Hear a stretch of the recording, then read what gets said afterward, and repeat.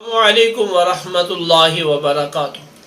یہ پچھلے ہفتے میں ایک عجیب واقعہ پیش آیا اور تمام مسلمان اس کی وجہ سے بڑے تشویش میں تھے اور مسلمان بڑے پریشان ہوئے۔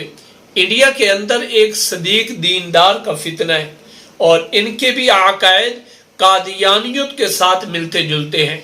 تو مولانا سجاد نعمانی صاحب مدظل عالی کی ایک جگہ وہ تشریف فرما تھے، تو وہاں صدیق دیندار کے لوگ کچھ آئے اور ان سے ملے، اور یہ آگے ان کی زبانی خود سنیں اور میری اس پوری ویڈیو کو آخر تک دیکھیے گا تاکہ آپ کو پورا مسئلہ سمجھ آئے کہ حقیقت کیا ہے، حقیقت جانے مولانا سجاد نعمانی اور صدیق دیندار کی۔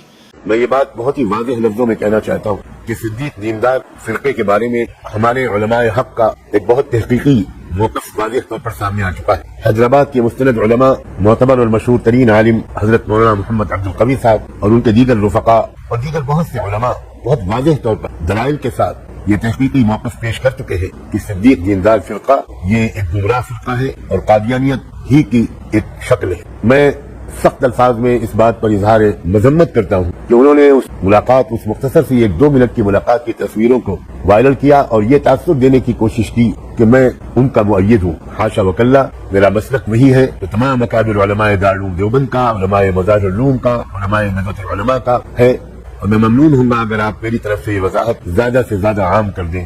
اللہ تعالی ہم سب کو صراط مستقیم پر گامزن رکھے اور ہر طرح کے گمراہی اور انحراف سے ہم سب کو محفوظ رکھے۔ جزاکم اللہ۔ السلام علیکم ورحمۃ اللہ وبرکاتہ۔ دیندار کے بارے میں مولانا سجاد نعمانی صاحب کا واضح اور دو ٹوک موقف آپ نے سنا، اور صدیق دیندار یہ قادیانی مذہب کے ساتھ اس کے عقائد ملتے جلتے ہیں اور وہ ایک باطل ہے۔ لہذا مولانا سجاد نعمانی صاحب نے خود کہا ہے کہ میں نے ان لوگوں کی کوئی تائید تصدیق نہیں کی، وہ لوگ مجھ سے محض ملے ہیں، انہوں نے اپنا لٹریچر دکھایا اور اگلی پوری بات کو نہیں کسی نے سنا۔ لہذا مولانا سجاد نعمانی کے حوالے سے جتنی بھی چاہے مگوئیاں ہو رہی ہیں یا غلط افواہیں پھیلائی جا رہی ہیں، یہ صحیح نہیں ہے۔